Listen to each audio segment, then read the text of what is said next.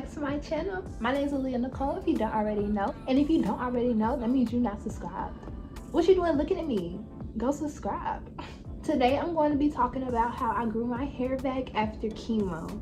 Yes, the chemo. A lot of people don't know, and if you do know, it's probably because you follow me on my socials. I'll put them on the screen. If you don't, help yourself. 4 years ago, on June 23rd, 2017, I was diagnosed with cancer.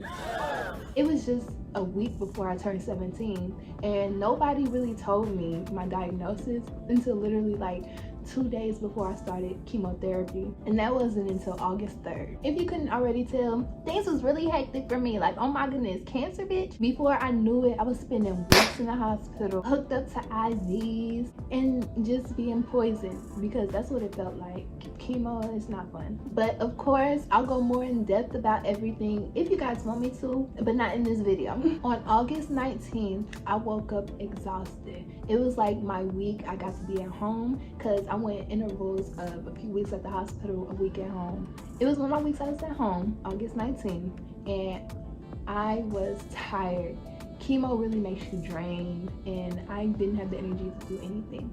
My hair had been in a little bun, a little ice cream cone bun, because that's what it looked like to me, for about a week or two, and it was time to wash it. My mom was gonna do it for me because, like I said, I didn't have any energy. It really drains me. So she began detangling my hair with a wide tooth comb, and oh my goodness, have y'all ever felt your hair being pulled out? Now that's what I was feeling, literally, except for it didn't hurt. I felt the hair plucking out one by one, like boop, boop, boop, boop, boop.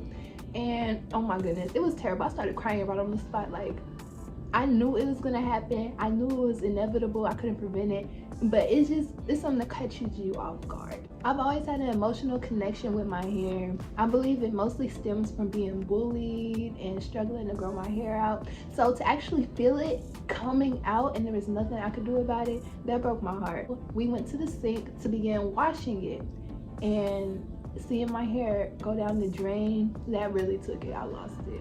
Oh my goodness, y'all. That was a very traumatic day for me. That shit made me cry all motherfucking night. I realized that there was no saving my hair, so we just had my dad come over and he shaved the rest of it off. And just like that, I was bald-headed as fuck.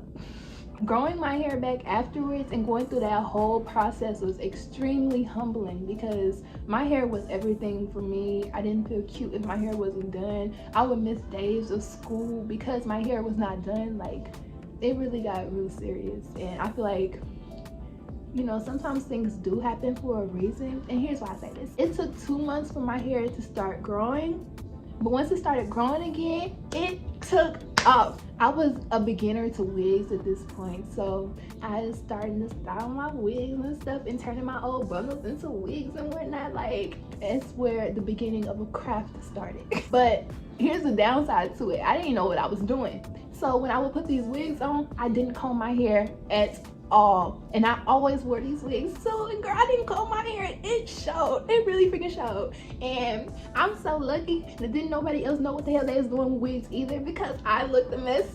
Wigs was just gaining popularity. They wasn't as popular as they are right now. Eventually my hair was starting to get really long, and I decided to finally comb it, and to my surprise, it was long enough to braid. So I cornrowed that thing up. And then from there, I always wore cornrows. And if it wasn't a cornrow, it was some type of braid, some type of protective style, whether it was a Senegalese twist, a box braid, something. My hair was always protected and put away. Honestly, I was a little scared of it because it was growing so healthy and so fast. Like, I was like, oh my goodness, I didn't know my hair could do this. I had struggled with it breaking off and being dry and brittle and not growing for years. Like, I literally remember my hair being this long, and for it to just be taken off the way it was, I was startled a little bit. I bitch was startled. Protective styles was the way to go, because that's what I knew how to do.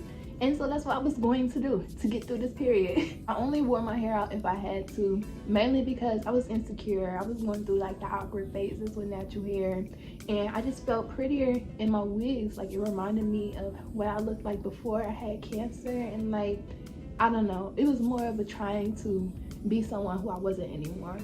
but it helped my hair grow. I only use butters and oils on my hair. I'm lying. I use deep conditioners and I use regular conditioners and stuff now. But back in the early days, I only used oils and butters. So only olive oil went on my scalp, only shea butter went on my hair. And when I washed my hair, I would only use apple cider vinegar. Like, I was very minimalistic back in this time.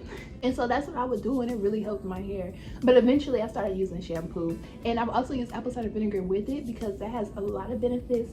It helps prevent split ends, it keeps your hair hydrated, all this good stuff. So yes, and it cleans your hair like no other. Like, it really cleanses the scalp. The shampoo I began to use was Aussie Moist, and so I would use that shampoo and that conditioner when I had to wash my hair, but only oils, butters, braid it up. And I would take out the braids to wash it, maybe. Sometimes I would wash it in the braids, but braid it right back up, put another wig on. That's how I really grew my hair, protective styles. And I also learned how to detangle my hair. Instead of like breaking through it, I would do the praying hands method with a little bits of products like leave-in conditioner and oil and shea butter, and that really, I learned how to moisturize and detangle my hair a safer way, because before then I believe I was just pulling my hair out. I didn't know. Some of my favorite oils to put on my scalp was avocado, olive was number one, jojoba oil. I would use vitamin E. I would use sweet almond oil. Like, that was bougie, like, what is sweet almond? But no coconut oil, because I found out through trial and error I was very allergic to coconut oil. But I found that out years ago, so like I didn't have to scar my hair again like I did the first time. I got into the habit of massaging my scalp a lot. That really circulates blood flow and it feels really good. So whether you got braids in or what have you, like if you got the opportunity to do a little squiggle. Aside from the things that I put in my hair, I would also clip my ends pretty regularly. Like every couple of months I would clip my ends. But I also took vitamins, and I think vitamins were very key in growing my hair and keeping it healthy and strong. I would take prenatals. Now this is some tea for y'all. Prenatals, you know, the vitamins pregnant women take, they are packed. They are packed with vitamins and minerals and all this good stuff for you in high quantities, because a pregnant woman is taking vitamins for 2. So if you take prenatals, that's like all the nutrition your hair needs times 2. A little something, get you some prenatals. But I also took hair, skin, and nail vitamins. Those are pretty nice too. Just any vitamins, I was on it. When I deep condition, I mix avocados, conditioner, oil, and anything else I can get my hands on, and I let it sit in my hair. I do this about once a month. Doing all of this routinely over the years is what really helped me grow my hair and retain my length. I'm a very lazy natural. I think I'm gonna do a little length check with y'all, because really I'm so proud of my hair. Like, I used to be bald-headed as fuck, and now look at me, like I'm a whole power puff. I think this is the longest my hair has ever been, ever. Like, this is when I used to beg for my hair to look like back when I was in school. But it's all good. It's what it's like now. Okay, let's do this. We are measuring from the scalp down. I ain't comb out my hair or nothing.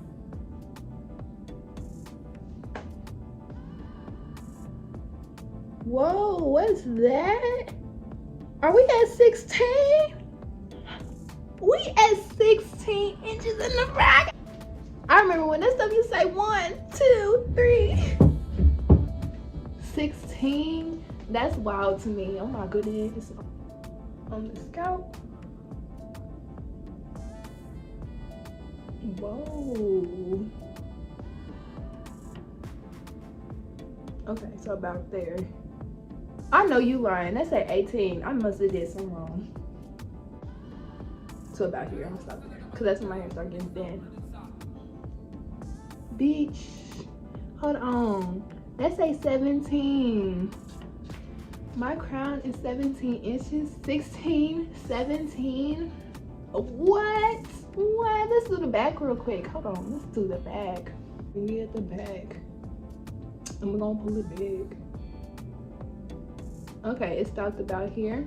So the back of my hair is about 14 inches. That's interesting. I must have cut my hair uneven or something. And lastly, I want to do like the side. Let me do the side. Ooh, ah. And all of this is in about 3.5 years of growing, because I lost my hair 4 years ago. However, It took a few months until after I got off chemo for my hair to start growing back. It's 14 inches on the side as well. So we got 16 in the front, 17 in the crown, 14 in the back, 14 on the sides. It ain't even, but even still, like, that's way better than what my hair used to be. They used to say 1, 2, 3, 4, bitch, like 6 or 17. My hair is a bundle. Talk to me nice. What? I'm so grateful, and this whole situation it has been extremely humbling, but I'm so proud to see like what my hair can do, because I never knew my hair could be this healthy. So I'm gonna wrap this up because I did the link check. I'm very impressed, and I don't know, I'm feeling cute. I'm gonna go take some pictures. Don't forget to subscribe. Okay, hit the subscribe button, especially if you watched all the way to the end, as you should. And if you're interested in DIY hairstyles, DIY projects, bougie on a budget, any miscellaneous bad bitch shit, definitely subscribe. Stay tuned, because you know I got a lot of creative content. I'm a very creative soul. And check out some of my old videos. I think you get a kick out of it. Okay, who am I? A kick, bitch? You're gonna love it here, don't worry. I'll see you guys in a week. Much love, much love. Share this video to anybody who you think would find it helpful. Anybody going through cancer right now, any teens going through cancer, anybody who just cut all their hair off and want to start from square one. Share them this video so they can know what their hair will look like in about 3.5 years. But I'll see you guys in my next video.